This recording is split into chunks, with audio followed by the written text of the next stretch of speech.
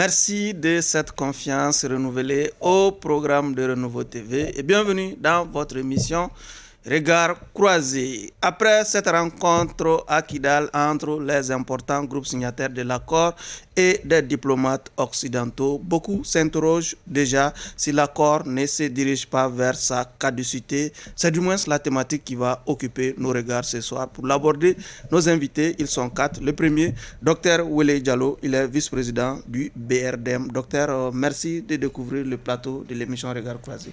Merci beaucoup, Sidibé, et c'est avec un grand plaisir. Deuxième invité, M. Cheikhoumar Soumano, un abonné à ce plateau, coordinateur du baromètre, non moins président de l'organisation des jeunes patrons du Mali. M. Soumano, merci d'être sur ce plateau. Bonsoir Barou, bonsoir à mes co-débatteurs, bonsoir aux téléspectateurs, c'est à moi de vous remercier.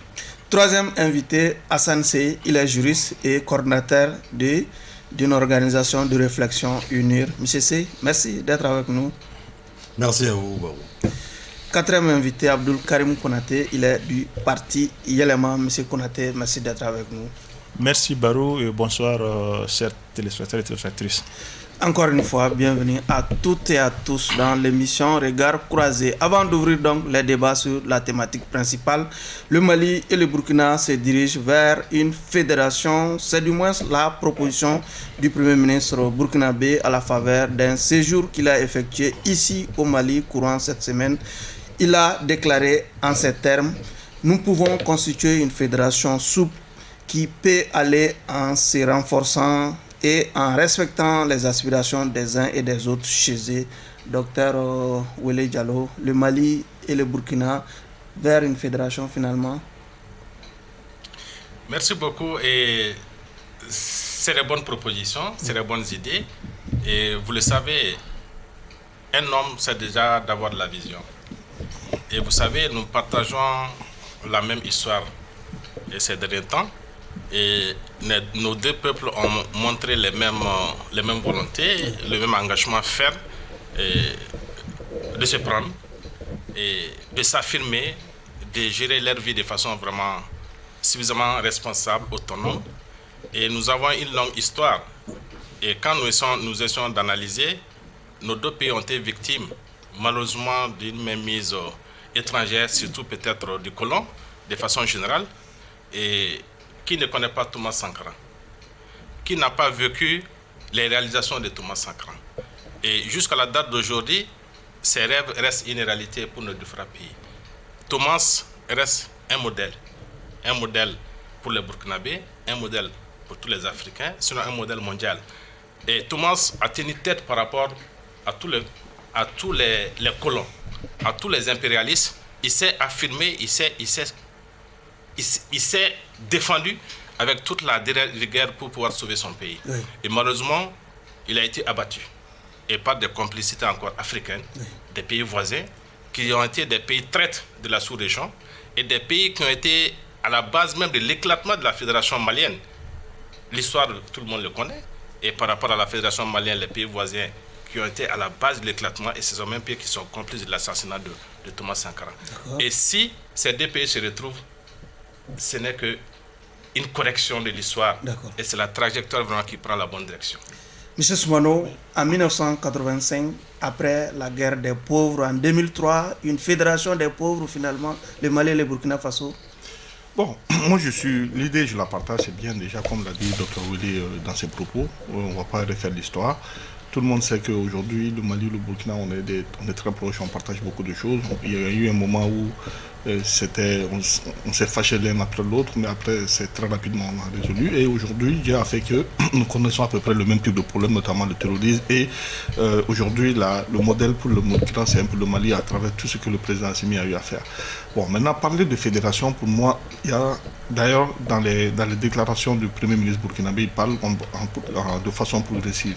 Moi, ce que je vois qu'il soit peut-être tout de suite opérationnelle, c'est la confédération qui permet à chaque État, dans un premier temps, de garder, j'allais dire, sa souveraineté. Et plus tard, on pourra travailler à ce que les rapprochements soient davantage, beaucoup plus raffermis et que nous puissions aller vers la fédération. Parce que la fédération suppose que les deux constitutions vont se fondre, faire une seule et un seul État, et avec véritablement le partage justement des pouvoirs. Et à ce niveau-là, le Mali est dans une phase de refondation. Et je pense, de mon point de vue, c'est un peu trop prématuré de parler, parce qu'il faut déjà trouver l'unanimité autour de notre projet de révision constitutionnelle. On veut aller vers une 4e république. Moi, j'estime qu'il y a le besoin de le faire, et pourquoi même pas associer la Guinée, parce qu'il connaît également le même problème. Donc je pense que pour un départ, il faut proposer l'idée de confédération, comme je l'ai indiqué, qui permettra à chaque État de garder son identité, son unicité, et en ce moment, plus tard, on pourrait avancer vers la fédération. Ok. Monsieur C, cette proposition de Maître Apollinaire de Telambé n'a pas reçu quand même une réponse claire et nette de Bamako, à chaud. Bon, c'est un message politique, mais c'est aussi un message de fraternité. Je pense qu'il a un peu marché sur ma langue, mais on l'a déjà dit ici. Le Burkina, le Mali et la Guinée peuvent constituer ensemble, déjà en tout cas, une bonne coopération militaire, dans un premier temps, pour régler tous ces problèmes-là. Mais par la suite, ça peut être une coopération économique, voire même politique. Maintenant, c'est sûr que ce n'est pas un processus qui va se faire en un jour. Même si le Mali dit oui aujourd'hui, il y a tout un certain nombre de choses qu'il faudra faire et mettre en place. Mais dans l'idée, effectivement, ça reste une bonne chose, parce qu'on sait que seul on reste fragile. Les pères de l'indépendance ont eu à l'époque l'initiative de mettre en place l'EUA. C'était avec la Guinée notamment, c'est de Sékou Touré, mais aujourd'hui, bon, on est dans un contexte qui fait qu'au lieu de chaque fois demander de l'aide à l'extérieur, il serait peut-être bien déjà de conjuguer, de mettre les forces sous-régionales ensemble. Et d'ailleurs, pour la symbolique, le Premier ministre burkinabé s'est fait accompagner du marcheur Ibrahim Cissé, qui a marché du Burkina jusqu'au Mali, oui, pour justement demander à ce qu'il y ait ce fédéralisme-là qui puisse être fait, à l'instar de ceux qui l'ont fait, qui avaient quitté le Sénégal, pas pour les mêmes raisons. Mais on est dans un élan de solidarité qu'il faut consolider, voir comment on peut être ensemble pour faire face aux différentes adversités. Ok. Monsieur Konaté, quel avenir peut-on réserver à une telle proposition déjà? Au fait, il faut savoir que qui a fait la proposition, oui, et quelle légitimité on peut parler de ça pour le moment. Le Mali... C'est le Premier ministre burkinabé, oui, qui a fait la proposition au nom du président de la transition du Burkina, oui, capitaine Ibrahim Traoré. Quand on rêve, il faut savoir aussi que le rêve est permis. Mais on rêve sur quoi et d'où nous voulons y aller? Parce que le Mali a toujours souhaité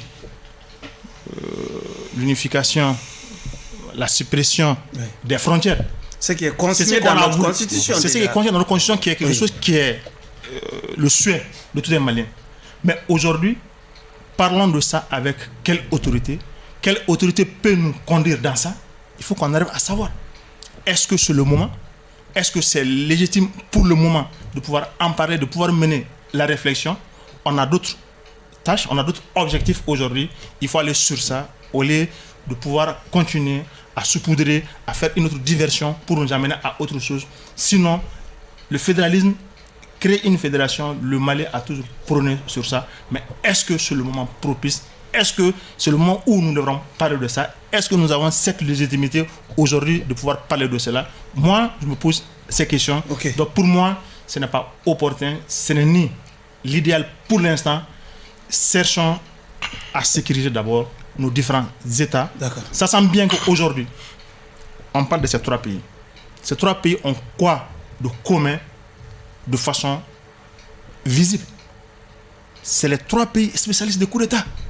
C'est les trois pays spécialistes en coup de force. Aucun de ces pays n'est dirigé de façon démocratique, de façon légitime. D'accord. Donc si nous continuons aujourd'hui en parlant de fédéralisme, est-ce qu'on ne veut pas nous amener à autre chose qui est la disparition de la démocratie pour aller à autre chose? Donc il faut qu'on arrive à réfléchir d'où nous voulons aller où est-ce qu'on veut nous conduire, nous amener. Docteur Diallo, en écoutant M. Konaté, on a l'impression qu'une autorité de transition n'est pas qualifiée pour conduire un pays, peut-être à engager un pays pour une fédération, par exemple. Vous savez, chacun de nous a sa perception. Et comme on dit, la perception n'est jamais la réalité. Chacun a sa conviction, nous sommes des hommes, et chacun a ses arguments. Et aujourd'hui, s'il y a une autorité au Mali, c'est l'autorité qui est d'actualité. Et c'est une autorité, même si certains ne sont pas d'accord, c'est une autorité qui parle au nom du Mali. C'est une autorité qui gère le Mali à la date d'aujourd'hui. Et s'il y a des décisions urgentes, c'est cette autorité qui va prendre. Personne ne peut les empêcher. Et c'est vrai qu'on a la liberté d'opinion, d'action. Mais on doit savoir qui est autorité aujourd'hui. C'est eux. Et c'est reconnu. Et s'il y a la destinée du Mali qui doit assumer, c'est à ces autorités de pouvoir l'assumer. Et ils sont là, et peut-être pas forcément par la volonté de beaucoup, mais ils sont là et c'est eux qui gèrent, qui pilotent ce pays aujourd'hui. Et par rapport à cette façon de voir, parce que, comme on l'a dit, c'est pas parce qu'on est dans une transition qu'on n'a pas la capacité d'avoir de la vision pour son pays. Et ceux qui étaient là, malheureusement, n'ont pas peut-être forcément cette vision. Et ce qui me permet de dire, les coups d'État dans nos pays, c'est pas seulement au Mali. Il y a des pays voisins qui se qualifient, qui s'immiscent dans notre gestion et qui sont là à travers des coups d'État. Je parle de la Côte d'Ivoire précisément, je donne le nom. Et il y a des coups d'État, la forme diffère. Et même les pays qui pensent que nous sommes des putschistes, ces pays sont des putschistes sous une autre forme. Et même des institutions européennes, les gens se plaignent des coups d'État.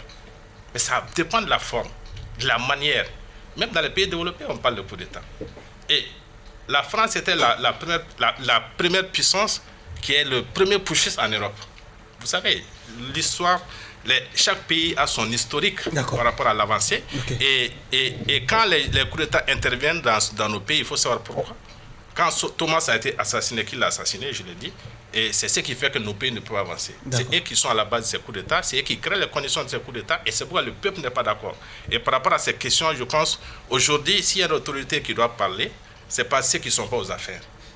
L'implication et la participation des autres est importante, mais forcément, on doit gérer. Si on parle de développement aujourd'hui, c'est ces autorités, parce que personne ne peut prendre certaines décisions à leur place. Ok, avant de passer la parole à Chokmar, allez-y.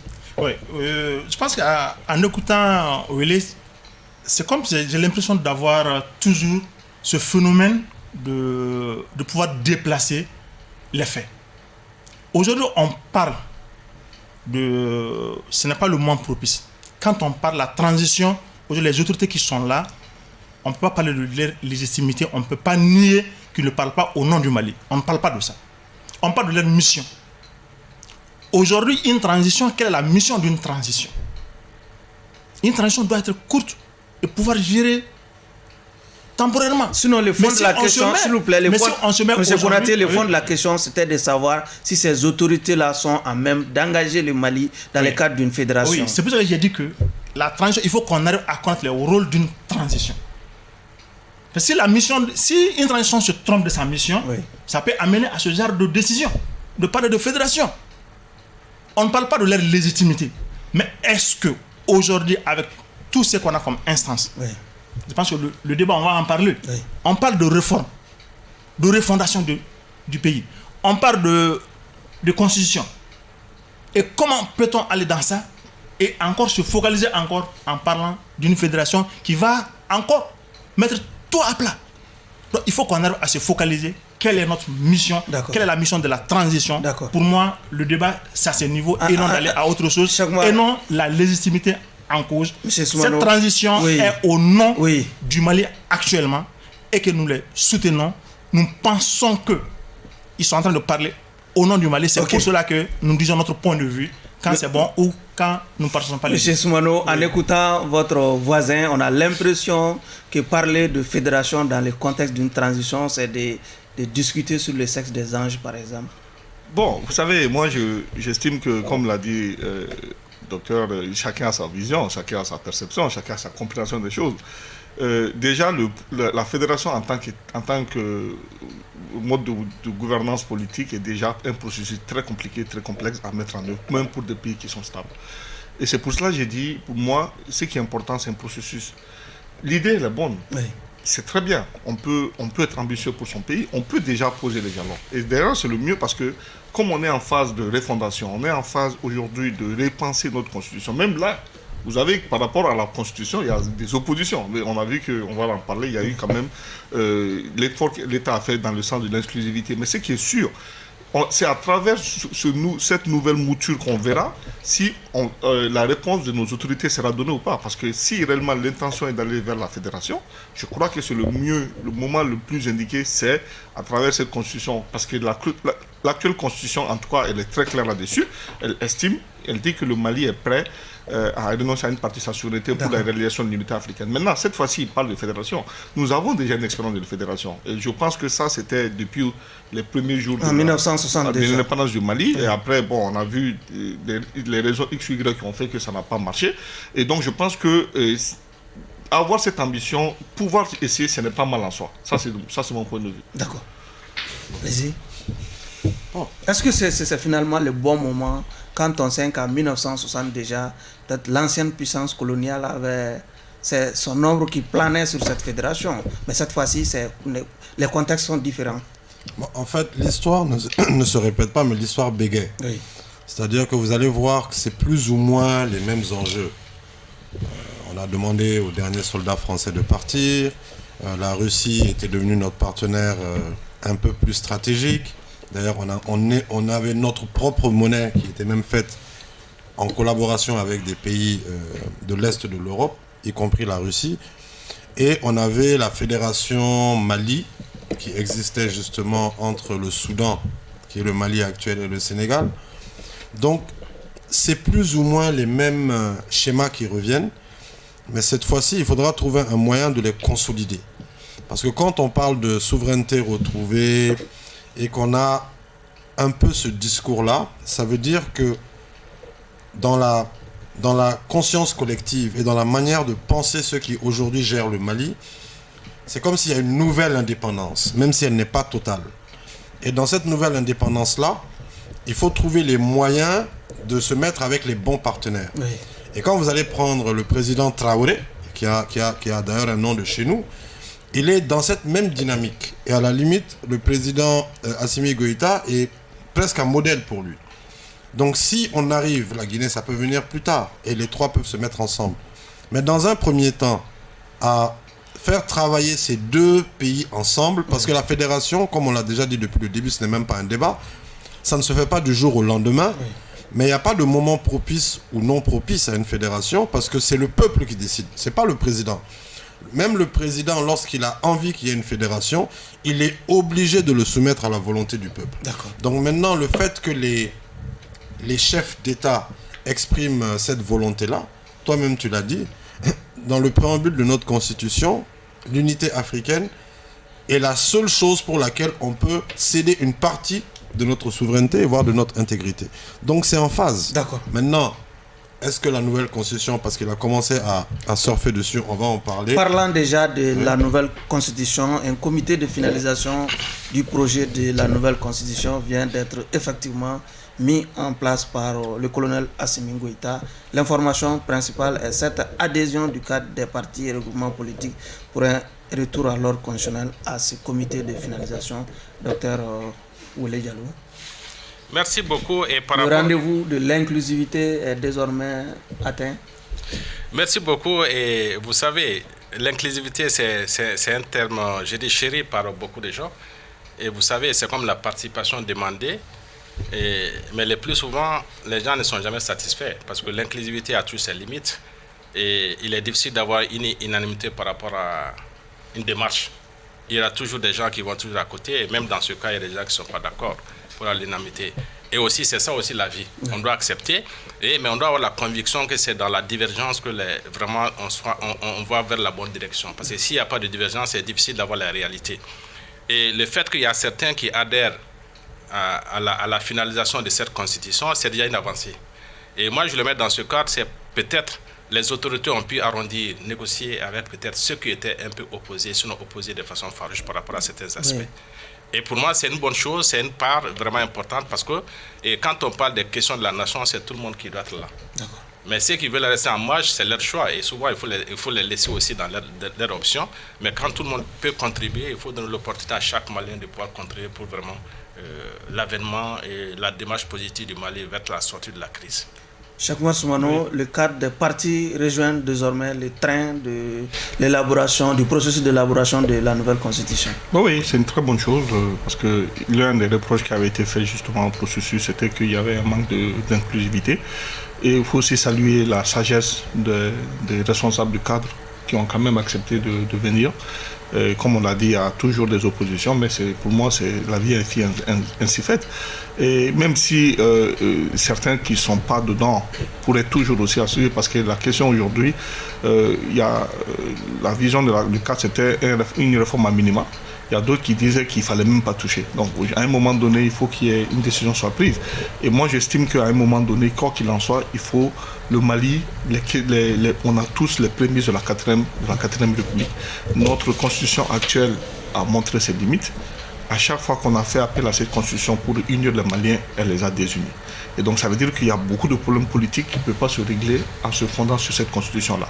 Donc vu sous ce angle-là, je pense que le fait de vouloir aller vers une fondation, une 4e République, une constituante, elle est bien. Alors par rapport à l'inclusivité, déjà que le cadre soit là, ça c'est déjà une très bonne chose. Et la commission a 2 semaines. J'ose espérer que ensuite il y a un nouveau combat qui va se profiler à l'horizon. Ça, c'est de gagner le pari du référendum. Oui. Parce que là également, il y aura une campagne pour faire adhérer les Maliens. Et donc, on va aussi espérer que nos autorités en place vont faire le travail toujours de sensibilisation pour qu'il y ait le maximum de consensus. Parce que c'est sûr qu'il n'y aura pas l'unanimité, ça il ne faut même pas se leurrer, mais qu'on travaille à ce qui est le consensus. Par exemple, les gens, souvent, c'est des questions d'ego ou c'est des questions de frustration. Moi qui je parle aujourd'hui, je soutiens cette réforme, mais je n'ai jamais été associé, mais ce n'est pas parce que je n'ai pas été associé, le baromètre ou l'OGEP qui n'a pas été associé que nous n'allons pas porter notre pierre à l'édifice. Et c'est ça aussi, être malien, tu peux toujours faire donner ton point de vue en écrivant à la commission sans forcément être présent. D'accord. Du cadre dans le train de la finalisation de l'avant-projet de la nouvelle constitution. Je pense que c'est une excellente chose. C'est-à-dire qu'on ne peut pas d'un côté dire qu'on n'est pas pris en compte et une fois qu'il y a cette possibilité-là, dire qu'on n'y participe pas. Ça serait du non-sens. Même si je vois qu'il y a beaucoup de débats autour et les avis sont plus ou moins tranchés au sein comme à l'extérieur. Oui. Même si apparemment, avant la nomination de ces personnes en question, il y avait une réunion au sein du cadre où ils s'étaient mis d'accord. Mais pour moi, aujourd'hui, le plus important, c'est qu'on prenne même le processus à rebours. À rebours, pourquoi ? Parce que le délai qui est fixé pour la finalisation, avec le nombre de personnes qui sont là, pour moi, c'est un délai qui est insuffisant. Il faut se dire la vérité d'entrée, quoi. Ça va peut-être les 15 jours. Les 15 jours, c'est insuffisant. C'est pour moi, c'est même pas un débat qui se pose.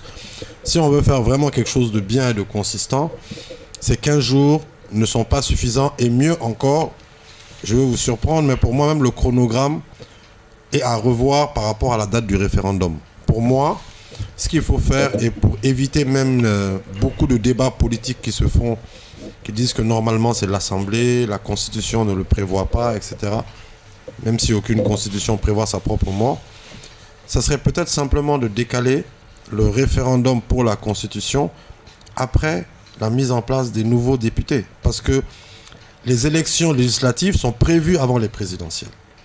Donc prenons le temps, c'est une constitution, c'est quand même quelque chose de très important pour la nation et les années à venir, voire les siècles à venir si ça dure longtemps. Qu'on prenne le temps encore de peaufiner, de discuter avec le maximum de personnes pour savoir comment arriver à une constitution qu'on va accepter et qui va s'imposer. Et ensuite, une fois qu'on a des députés élus qui sont en place, qui eux vont voter cette constitution-là, déjà ça va éliminer la question de fond qui dit, légitime, pas légitime, qui va voter, etc. Et après on le pose au référendum. Okay. Et tout ça avant les élections présidentielles. Ok, allez-y. Bon, par rapport au cadre, moi je ne parle pas de qui est dedans, qui n'est pas dedans. Oui.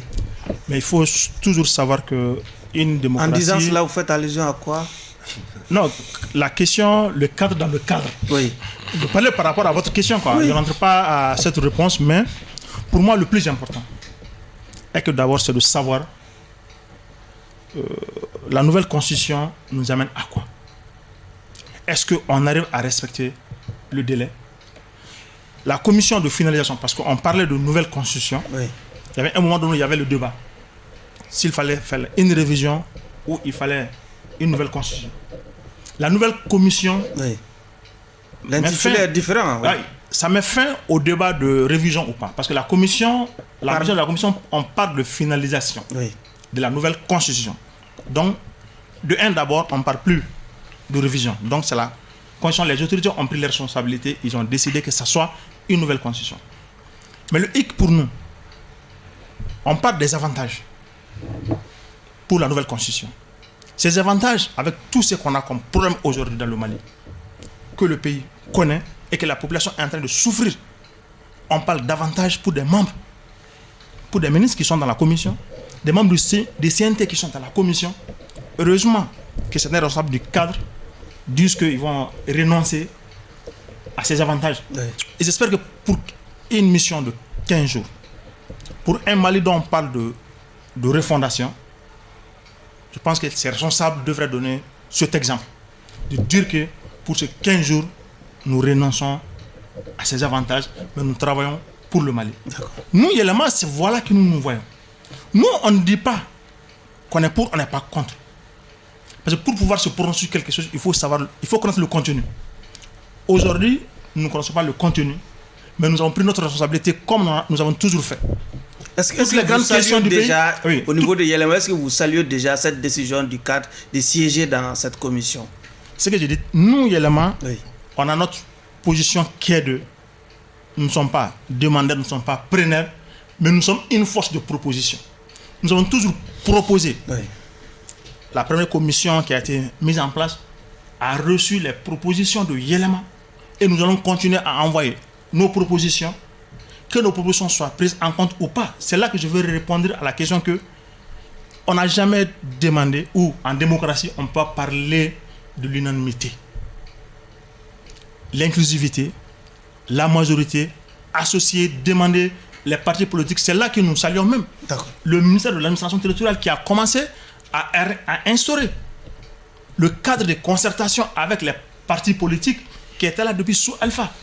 Et à un moment donné qu'on avait arrêté. Donc demander l'avis des gens, les associer, mais toutes les propositions ne pourront pas être associées, mais il ne faut pas aussi faire semblant d'écouter les gens, de les associer et de faire autre chose. C'est là que nous disons que ce n'est pas ça. Donc nous sommes toujours là, cohérents dans notre logique, de toujours dire que nous proposons, nous donnons nos points de vue dans toutes les questions à laquelle Yelema a été sollicité. Oui, mais est-ce que vous êtes solidaire de cette décision du cadre de siéger dans la commission? Être solidaire, c'est ce que j'ai dit. À chaque fois qu'on a été demandé, mais Yelema n'est pas membre du cadre pour le retour à l'ordre constitutionnel. C'est officiel. Hein? Non, quand on parle de cadre, il faut qu'on arrive à bien dissocier. Il y a cadre de soutien à la transition qui a été reformulé, reconstitué pour faire cadre pour le retour à l'ordre constitutionnel. Yelema ne se retrouve pas dans cette nouvelle formulation. Constitutionnel, Yelema n'est pas dans la nouvelle configuration. Donc les responsables ont décidé en toute responsabilité. Certains ont adhéré, d'autres n'ont pas adhéré. C'est leur responsabilité. Nous nous réservons par rapport à ce point. Docteur Wele, déjà, avec cette presque inclusivité au niveau de la mise en place de cette commission, quel avenir pour l'avant-projet de cette nouvelle constitution? Et je pense déjà avec la décision de mettre cette commission, et c'est une décision de bon augure. Et nous ne pouvons que s'allier et nous ne pouvons espérer qu'un avenir meilleur par rapport à l'avancée du Mali. Et c'est une bonne chose. Et c'est vrai que, comme on l'a dit, il y a souvent certaines réticences. Mais à mon avis, le Mali est déjà dans une vraiment bonne direction pour qu'on puisse revoir certains aspects. Et comme je l'ai toujours dit, c'est vrai qu'on n'est jamais unanime par rapport à certaines questions. Chacun donne sa conviction. Mais malheureusement, dans notre pays, et souvent, certains s'opposent pour s'opposer. Voilà. Certains font plus de bruit, plus être attendus. certains ont cette mauvaise pratique depuis la démocratie, l'avènement de la démocratie, de crier plus fort que les tambours pour qu'on puisse les écouter. De crier plus fort pour qu'ils puissent avoir quelque chose à mettre sous les dents.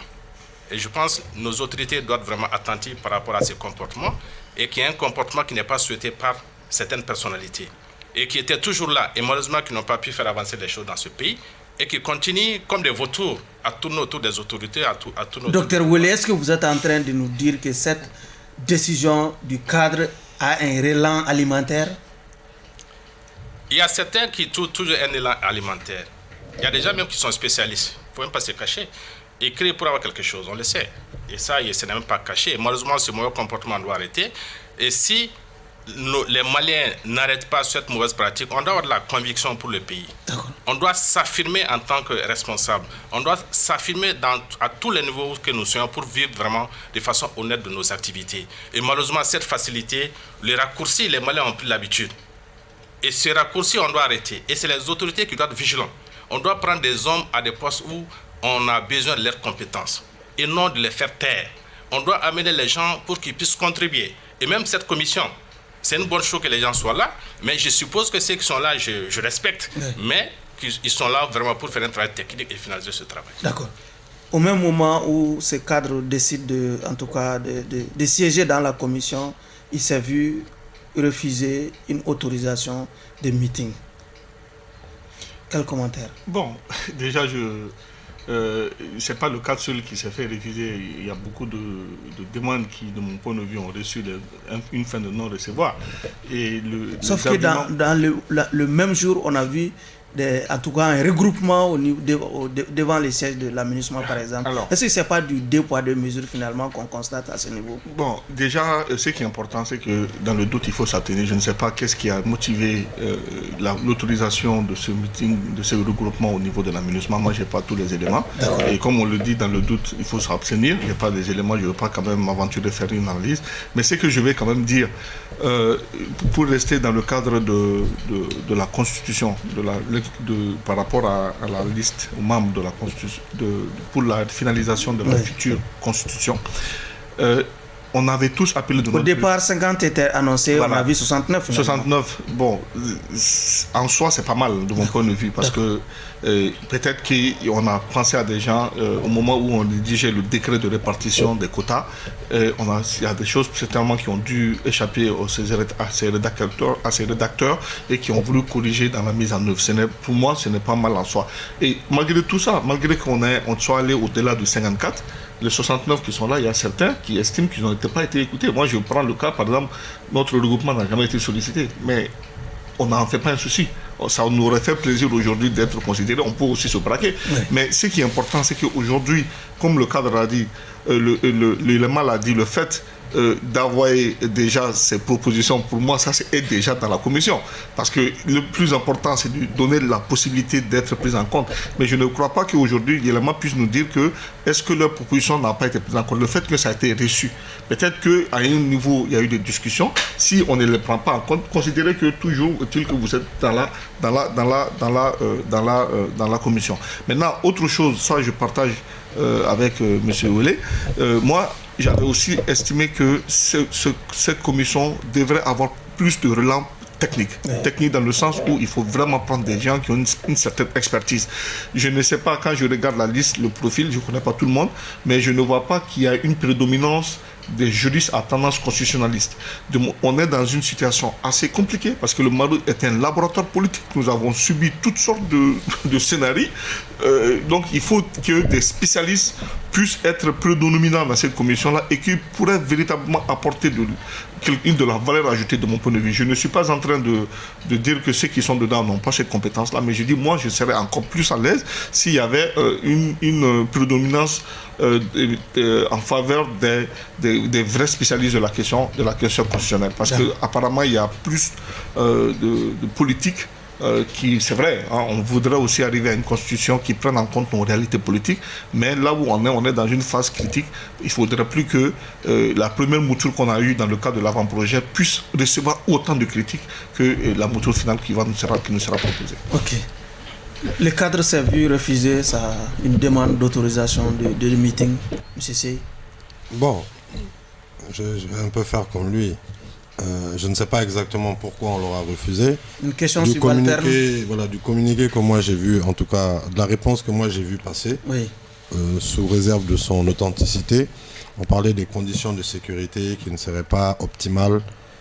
Mais maintenant que vous dites qu'il y avait un meeting au niveau de la MINUSMA, un rassemblement. un rassemblement, ça peut s'analyser dans les deux sens. Oui, Parce que s'il faut des forces pour sécuriser là-bas et des forces pour sécuriser de l'autre côté, ça devient compliqué. on a l'impression que celui devant la MINUSMA était spontané. Bon, donc ça veut dire que c'était sans autorisation. Oui. Toujours est-il que ça, je ne sais réellement, sincèrement, je ne sais pas pourquoi ça leur a été refusé. Si c'est pacifiste, il ne devrait pas avoir de problème. Maintenant, peut-être sur la Constitution elle-même Oui. et ce comité qui a été mis en place, on sait qu'il y en a aussi qui ont refusé. On a la CMA apparemment qui a refusé, on a la CODEM qui se désolidarise, Oui. même si je n'ai pas très bien compris. Donc, il y a beaucoup de choses qui font qu'aujourd'hui, pour cette Constitution, il ne faut pas qu'on confonde vitesse et précipitation. Ça veut dire qu'il faut qu'on ait une nouvelle Constitution, mais il ne faut pas qu'on l'ait demain forcément. Et il ne faut pas non plus qu'on laisse tomber. Il ne faut pas que dans une course contre la montre, qu'on veuille rattraper des dates, et comme en mathématiques, qu'on rate la formule de départ qui fait que tout le raisonnement sera faux et le résultat à la fin ne sera pas bon.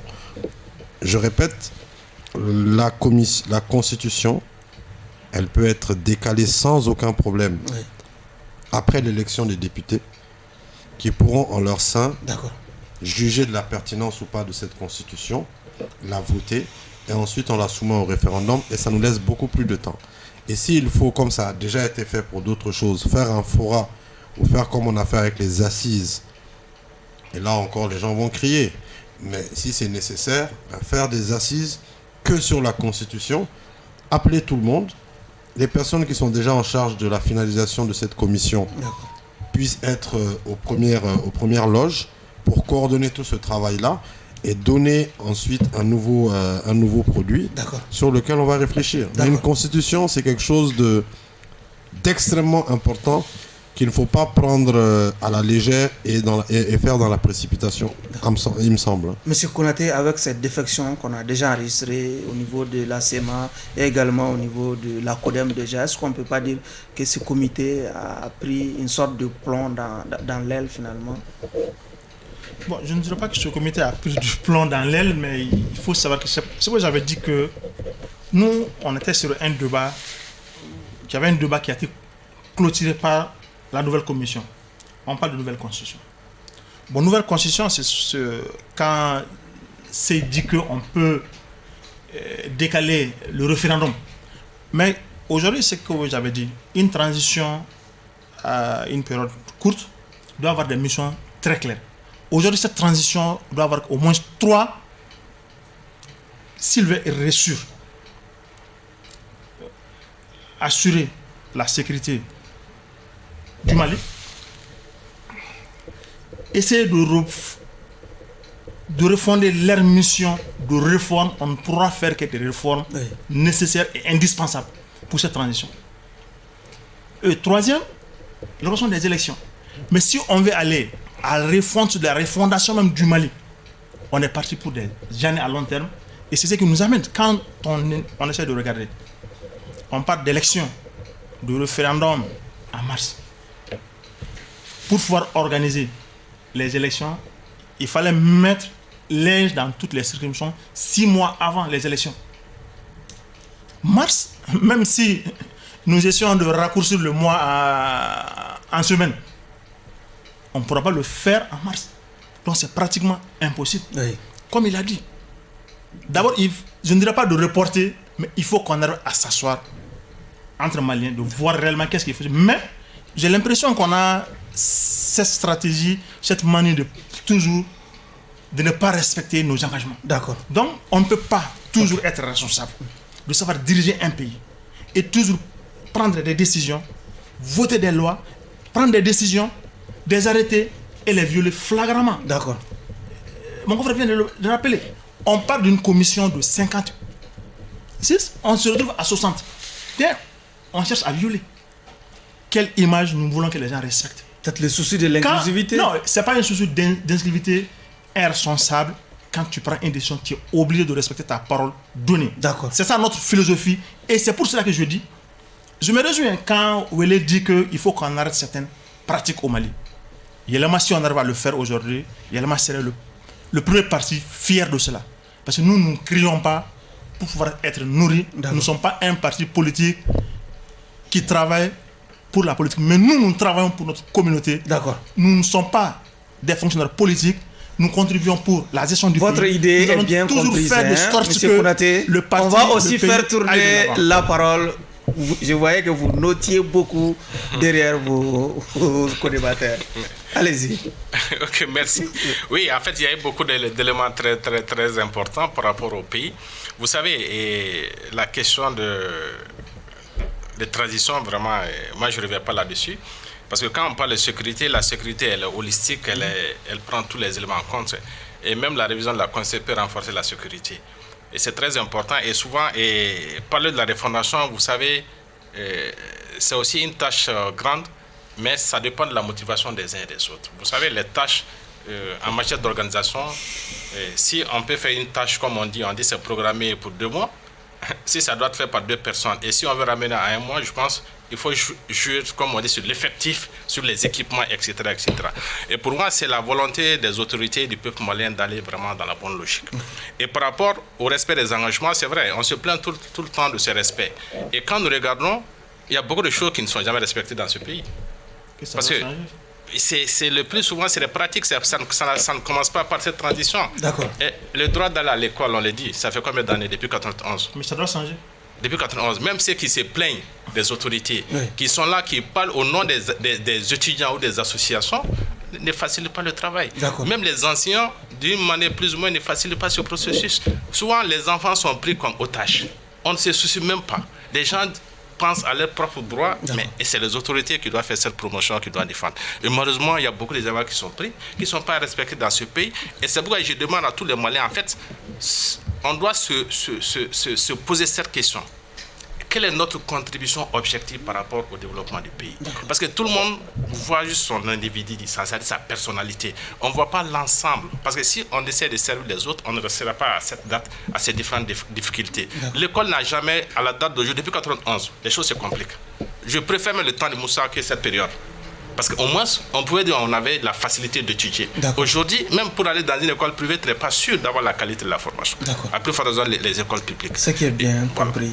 Suite donc à l'interruption du dialogue entre le gouvernement de la transition et les groupes armés signataires de l'accord, une délégation de la médiation internationale, en tout cas de bons offices, a séjourné ce mercredi à Kidal. L'objectif de cette mission était, si vous voulez, de cette mission composée d'ambassadeurs et de diplomates, était de promouvoir non seulement de s'imprégner des raisons de l'arrêt de tous les mécanismes d'interaction autour de l'accord Soumano. Déjà, votre lecture sur cette rencontre au Kayouli à Kidal entre les groupes signataires et une mission de bons offices composée d'ambassadeurs accrédités au Mali. Merci Barou pour cette question. Vous savez, la question d'accord ne va toujours susciter de poser des débats. Il faut déjà faire une historique. Nous avons l'avantage que l'un des acteurs qui a contribué à la signature de cet accord-là est actuellement au gouvernement, notamment le ministre Diop. Et il faudrait aussi noter la volonté affichée et ferme de nos autorités actuelles d'aller à la mise en œuvre, d'où d'ailleurs on a renommé le département de la réconciliation en y ajoutant chargé de la mise en œuvre de l'accord pour la paix et la réconciliation. Donc moi je vois cela comme étant des acquis. Et évidemment, comme son nom l'indique, l'accord pour la mise en œuvre, l'accord pour la paix et la réconciliation, c'est un processus. Il y a beaucoup d'acquis. Et ces acquis, il faut les noter parce qu'il ne faut pas toujours qu'on voie les choses négativement. Moi, je suis adepte du concept de voir le verre à moitié plein. Et pourquoi cela? Parce que d'ailleurs, l'un des fervents opposants de cet accord par le passé, monsieur le Premier ministre actuel, quand il a pris fonction, il a dit qu'il faut aller vers une application intelligente. Et si il faut aller vers une application communication intelligente, il faut que tous les On a Maliens... l'impression aujourd'hui qu'on assiste à une sorte de blocage carrément. Oui, mais c'est ça que je suis en train de dire. Pour moi, il n'y a pas de blocage. Pourquoi? Parce que s'il y avait un blocage, il faudrait déjà que tout le monde aurait dû faire sienne cette invite du Premier ministre en ayant une compréhension intelligente et en jouant sa partition. Et pour ce faire, s'il n'y avait pas de blocage, pourquoi cette rencontre à Kidal, en lieu et place de NCSA, CSA qui se tient régulièrement à Bamako? Oui, je suis d'accord. Oui.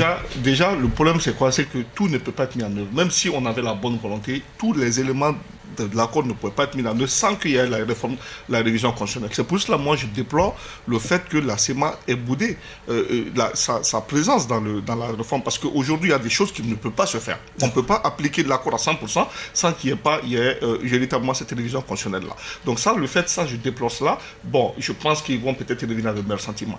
Il y a beaucoup d'acquis. Moi, je vous dis, parce que nous, on s'est intéressé véritablement à cela, parce que quand nous avons vu cette invite du Premier ministre il y a une année, nous avons essayé de voir quels sont les côtés positifs. Et comme vous savez, notre instrument, le baromètre, c'est de voir les choses à moitié plein. Vous savez, aujourd'hui, il y a des acteurs qui œuvrent nuit et jour, qui ne sont même pas membres du gouvernement, qui œuvrent nuit et jour pour la réussite de cet accord-là. Et c'est pour cela que nous avons décerné, le mois de janvier, nous avons invité justement ces personnalités-là en leur donnant des distinctions pour toujours les appuyer dans ce qu'ils font. Et je peux me permettre de citer des noms. Il y a l'ambassadeur du Mali actuel au Japon, il y a les membres du CNT, notamment l'Amenokal Mohamed Akitala et le Moussa Acheratou, qui, de notre point de vue, font un travail remarquable. Oui. Mais au-delà de ça, ce qu'il faut noter aujourd'hui, on ne peut rien reprocher, de mon point de vue, à moi, c'est une analyse qui m'engage, si on ne peut rien reprocher alors, à cette transition en place, parce que le régime qui aujourd'hui a signé l'accord, rien ne les obligeait d'aller à la mise en œuvre de cet accord-là. Leur volonté, ça a été quoi? Quand Assimi a eu l'effectivité du pouvoir. Peut-être au nom de la continuité de l'État, M. Soumano. Mais je dis, il allait mieux, parce que le président Assimi, il faut quand même, à ce niveau-là, il faut saluer, il faut reconnaître cela. Moi, je lui dis, je vois le verre à moitié plein, c'est qu'on a dédié, un ministère, sur son appellation, on a ajouté chargé de la mise en œuvre de l'accord pour la paix et la réconciliation. D'accord. Donc ça voudrait dire qu'aujourd'hui, il n'y a pas, normalement s'il y a blocage là, ce n'est pas fait de la mauvaise foi du gouvernement. Peut-être que c'est le contexte. Ça a été créé ici en 2015, on est en 2023, il y a eu beaucoup d'eau qui ont coulé sous le verre. Est-ce que vous êtes en train d'observer le même verre que celui de M. Soumano? Bon, c'est le même verre. Il est toujours mieux de le voir à moitié plein. Maintenant, au-delà de ça, c'est de voir comment le remplir. Moi, je pense que c'est le plus important aujourd'hui. Et quand on regarde ce qui se passe par rapport à l'accord, c'est les mêmes discours. On a dit qu'il fallait une relecture. Il a soulevé quelque chose de pertinent. La CMA nous disait qu'il faut qu'il y ait certains éléments qui soient pris en compte dans la Constitution. Et cette même CMA a boudé cette commission-là. Pourquoi il l'a boudé? Peut-être qu'ils vont s'exprimer là-dessus par la suite. Toujours est-il que l'accord comme pour la Constitution, même si ça a déjà duré, il n'y a pas le feu. Quand je dis qu'il n'y a pas le feu, c'est un engagement que le Mali a pris et c'est un engagement que le Mali doit respecter, quoi qu'on dise. Maintenant, c'est de voir par rapport à cet engagement-là, comment faire pour que le Mali ne soit pas divisé et que ça ne soit pas une sorte de soudanisation. On se trouve avec le Mali du Nord et le Mali du Sud. Si on trouve ce moyen-là, si on élimine la possibilité peut-être qu'au niveau des différentes zones, et notamment au nord, on ait une sorte de président bis, parce que c'est ce qui est prévu, un président pour le nord, un président au niveau national, qu'on ait également les représentants du pouvoir central qui ont leur pouvoir diminué dans ces zones-là et qui ne peuvent intervenir que a posteriori. Ça veut dire que si dans la gestion ça ne marche pas, eux ils viennent en second lieu. C'est des petites choses à ajuster, mais qui sont très importantes. C'est de la mer à boire pour le gouvernement? Oui et non. Ce n'est pas de la mer à boire, mais un consensus est possible. Mais pour ça, il faut s'asseoir, il faut discuter, il faut relire. Et il faut d'ailleurs, parce que énormément de gens parlent de l'accord, c'est malheureux, mais ils ne savent même pas ce qui est dit dans l'accord. Donc, il y en a beaucoup qui vont vous dire, on ne veut pas de l'accord, on ne veut pas de l'accord, mais ils ne pourront pas vous dire ce qui est écrit dans l'accord. Donc on essaye aussi, peut-être pas de vulgariser, mais de communiquer sur le contenu réel de l'accord, où là, pareil, vous allez dire que j'aime beaucoup les assises et les forums, mais pareil, s'il le faut, faire asseoir toutes les parties prenantes, prendre l'accord article par article pour la relecture. C'est ce qui a été demandé déjà par le DNI et les ANR. Voir ce qui peut être fait. Oui. Et puis avancer, parce que le DDR est en cours. Okay. Il y a des gens qui ont été intégrés, il y a des représentants au niveau du gouvernement, il y a des représentants au niveau du CNT. Donc, il y a des choses qui sont faites, mais tant qu'on ne va pas s'asseoir et faire déjà un bilan, même à mi-parcours de ce qui a été une sorte d'assise, justement, il le faut. D'accord. D'assise de désaccord. Okay. Qu'est-ce qui a été fait aujourd'hui par rapport à la mise en œuvre de l'accord? D'accord. Qu'est-ce qui reste à faire? D'accord. Qu'est-ce qui est maintenu et qu'est-ce qui doit être changé? D'accord. En écoutant Soumano et Sey, on a l'impression qu'il n'y a pas péril en la demeure malgré les réserves des parties prenantes. Oui, au fait, il faut mieux comprendre que la situation de l'accord a beaucoup évolué entre-temps, de 2015 à aujourd'hui. La situation sécuritaire a changé de sphère. Du nord, on se trouve jusqu'au centre. Sans compter que les acteurs de l'ex-rébellion, certains ne sont plus à la commande de ces mouvements. Certains de ces ex-combattants se retrouvent dans le gouvernement. Donc ça change la réalité, ça change la philosophie. Donc il faut tenir compte de ces paramètres. D'accord. Et aujourd'hui, tu viens de le signaler, les assises des années ont parlé d'une révision intelligente de l'accord. Mais entre-temps, qu'est-ce qu'on a fait de cela? En sachant bien que la réalité sur le terrain a changé, a évolué, on a souhaité une révision. Mais aujourd'hui, qu'est-ce qui nous empêche d'aller sur l'accélération de l'accord en prenant compte des réalités sociopolitiques, économiques aujourd'hui du pays pour adapter cet accord en tenant compte des besoins? Et on parle de la Constitution. La Constitution nous parle de beaucoup de choses. C'est pour cela que organiser des élections aujourd'hui sans toucher à la Constitution serait de pouvoir faire un coupé décalé et non de pouvoir résoudre le problème réel. Parce qu'aujourd'hui, le découpage administratif. En écoutant le Nord aujourd'hui, j'écoutais l'autre jour un responsable de la CEMA qui parle de ça. Quand on parle de la réalité aujourd'hui, de pouvoir diriger le pays, de pouvoir gouverner Kaï de la même manière que Kidal, aujourd'hui que tout soit centralisé à Bamako, c'est des choses qu'on doit revoir. Mais en tenant compte aujourd'hui l'unicité, la laïcité du pays, on ne peut pas jouer de cela. Et aujourd'hui, on ne peut pas comprendre. Monsieur Konaté, on me fait signe il ne nous reste plus que 2 minutes avant de conclure l'émission. Monsieur le docteur. Et je dirais au peuple malien vraiment d'être encore courageux, de s'assumer. L'accord tend vers sa caducité, comme le présagent certains déjà. Et par rapport à l'accord, d'être vigilant, parce que nous devrons préserver certains acquis. L'unité malienne, et je pense qu'on doit faire tout pour la préserver. Et il y a eu beaucoup de tracasseries. Et depuis 2015, on est dans cet accord. Et je demanderai à tous les Maliens vraiment de mieux réfléchir, de voir le Mali. De voir d'abord le Mali et non de voir peut-être des intérêts partisans. Et comme ça a été toujours le cas pour certains. Et on doit voir le Mali une fois de plus parce que dans ces divergences, malgré depuis 2015 qu'on est dans cette situation, on ne peut pas porter le chapeau à cette transition. Et ces difficultés ne datent pas d'aujourd'hui, c'est depuis le processus de démarrage. Et il y a toujours des difficultés qui continuent, il y aura toujours des difficultés, parce que je dirais tout simplement le processus était mal entamé. La CEMA demande par exemple la tenue du CSA sur un terrain net par exemple. Est-ce que ça c'est de la mer à boire pour le gouvernement de la transition? Et un terrain net, je ne comprends pas dans un pays où les gens veulent être unis. Et le plus important, et moi je l'ai même dit pourquoi la rencontre qui s'est tenue à Kidal, on n'a pas tenu à Bamako.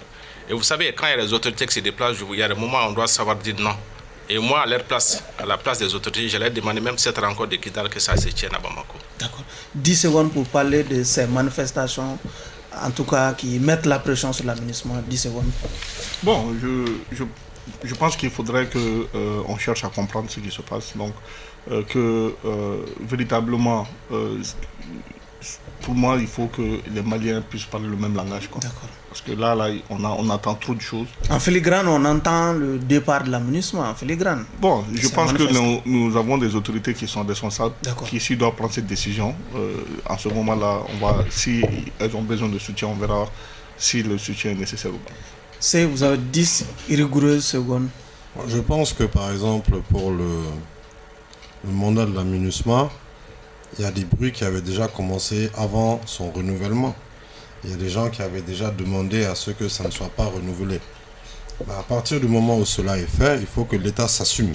Il ne faut pas qu'à chaque fois non plus, on remette la faute sur les autres. Il faut qu'on soit conscient de nos faiblesses et qu'en fonction de ça, on s'organise pour qu'à l'avenir, cela ne se reproduise plus. D'accord. Maintenant, s'il y a des moyens en interne qui permettent de mettre fin à la mission, ils peuvent être activés.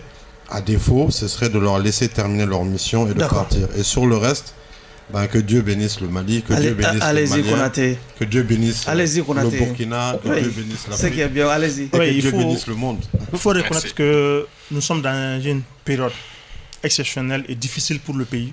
Cette organisation abriterait une compatriote malienne qui se serait réfugiée. Oui, je parle de ça. Nous traversons un moment difficile, compliqué. Il faut qu'on arrive à savoir qu'il n'y a pas de bons Maliens et de mauvais Maliens. Tant que nous continuerons à soutenir certains comme des bons Maliens et penser que d'autres sont des mauvais Maliens, c'est pour creuser le foncier, c'est toujours diviser le pays. On doit savoir que tout Malien a le devoir de donner son point de vue, que nous partageons ou pas, nous devrons savoir que nous devrons assurer la sécurité de tous les Maliens et de savoir aujourd'hui on ne peut pas accepter. Docteur, des mouvements ailleurs et interdire des mouvements de l'autre côté, la discipline respectant du plateau, le pays. Oui, allez-y. Merci. C'est ces manifestations devant l'aménagement. Bon, vous savez, le peuple a souvent ses réactions spontanées. Oui. Et souvent, c'est par rapport à certaines réactions que les gens réagissent. Et je respecte les réactions par rapport à cette volonté inopinée de manifester contre une situation que beaucoup n'ont pas appréciée. C'est vrai qu'il y a la liberté d'expression, mais ce que les Maliens doivent comprendre. Et moi, je vais insister aujourd'hui, il y a beaucoup de Maliens qui sont formatés. Je dis bien formatés. Et le plus souvent, c'est les jeunes qu'on a formatés contre le pays. D'accord. Et on doit faire énormément attention et tout le monde doit être vigilant. Et parce qu'à travers la société civile, les gens pensent par des passerelles plus courtes pour pouvoir détruire le pays. Et tout le monde doit être vigilant par rapport à ce que ce n'est pas une première et ça ne serait pas une dernière. Et malheureusement, les gens se font avoir et se faire, comme on dit, diriger contre leur propre pays. C'est sur cet appel lancé à ce que Dr Wele appelle des jeunes formatés que prend fin ce numéro de votre émission. Regard croisé, nos invités, il était Dr Wele Diallo, vice-président du BRDM, Abdul Karim Konaté du parti Élément, Hassan Sey, juriste, Cheikh Soumano, coordinateur du Baromètre. Merci à vous de nous avoir suivis. Clin d'œil à tous nos téléspectateurs du côté de Kenyeba. Au revoir.